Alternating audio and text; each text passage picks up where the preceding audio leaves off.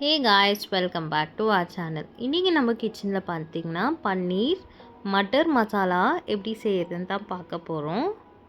இது கொஞ்சம் சிம்பிளான டிஷ் அண்ட் இதோட சப்பாத்தி வச்சு சாப்பிட்டிங்கன்னா அவ்வளோ அருமையாக இருக்கும். கண்டிப்பாக ட்ரை பண்ணி பாருங்கள்.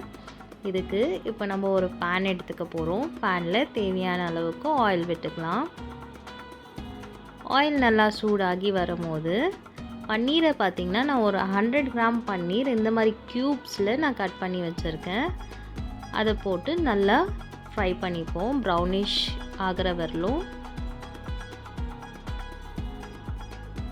இந்த மாதிரி நல்லா டர்ன் பண்ணி ஃப்ரை பண்ணி விட்டுப்போம். நல்லா பக்கமும் நல்லா ப்ரௌனிஷாக ஆகிற மாதிரி. இந்த மாதிரி நல்லா ப்ரௌன் ஆகும் போது நம்ம செப்ரேட்டாக அதை ஒரு பிளேட்டில் ட்ரான்ஸ்ஃபர் பண்ணிக்கலாம்.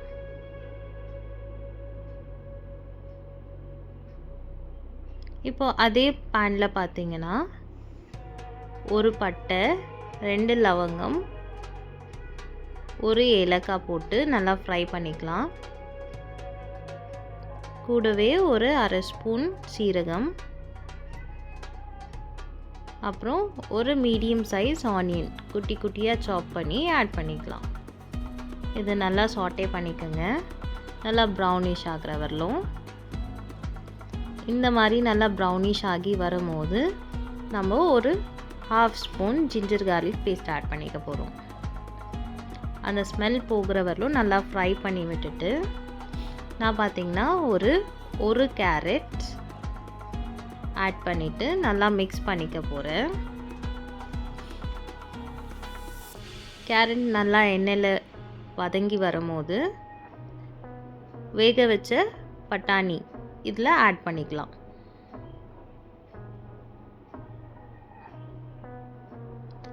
ஆட் பண்ணி நல்லா மிக்ஸ் பண்ணிக்கோங்க. இப்போது இது கூடவே பார்த்திங்கன்னா நான் ஒரு கேப்சிகம் கட் பண்ணி வச்சுருக்கேன். சின்ன சைஸ் கேப்சிகம். அதை இதில் ஆட் பண்ணி இதையும் சேர்த்து மிக்ஸ் பண்ணிப்போம். இப்போ இது எண்ணெயில் கொஞ்சம் வதங்கி வந்த பிறகு மசாலாஸ் ஆட் பண்ணிக்கலாம்.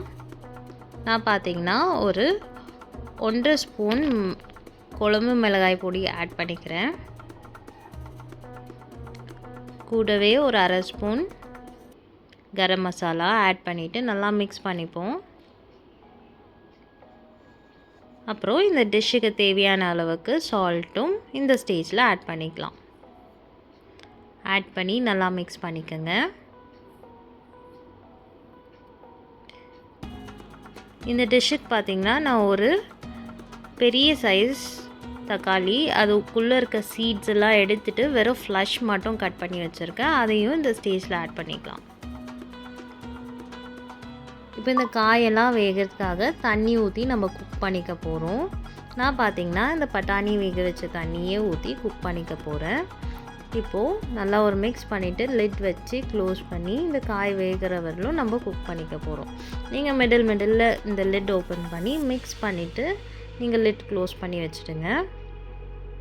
இந்த மாதிரி நல்லா குக் ஆகி வரும்போது நம்மளுக்கு கிரேவியும் நல்லாவே குறைஞ்சி வந்திருக்கும்.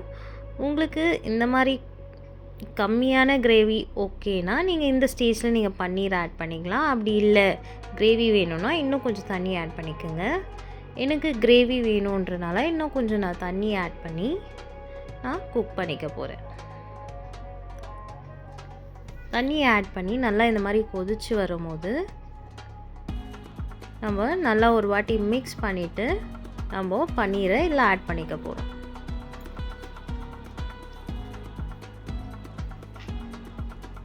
பன்னீர் ஆட் பண்ணிவிட்டு மிக்ஸ் பண்ணிக்கோங்க. இந்த ஸ்டேஜில் உங்கள்கிட்ட கஸ்தூரி மேத்தி இருந்துச்சுன்னா அதை ஆட் பண்ணிக்கோங்க. அப்படி இல்லைன்னா நீங்கள் ஸ்கிப் பண்ணிக்கலாம். அவ்வளோதான், நம்ம டிஷ் இப்போ ரெடி ஆகிடுச்சு. இதை நீங்கள் சப்பாத்தி கூட சர்வ் பண்ணும் போது, இல்லை ஒரு கீ ரைஸோ ஜீரா ரைஸோ இந்த மாதிரி சர்வ் பண்ணும் போது அருமையாக இருக்கும். இந்த மாதிரி டிஷ்ஷஸ்க்கு மறக்காமல் நம்ம சேனலை சப்ஸ்கிரைப் பண்ணுங்கள், லைக் பண்ணுங்கள், ஷேர் பண்ணுங்கள், மறக்காமல் கமெண்ட் பண்ணுங்கள். தேங்க்யூ ஃபார் வாட்சிங்.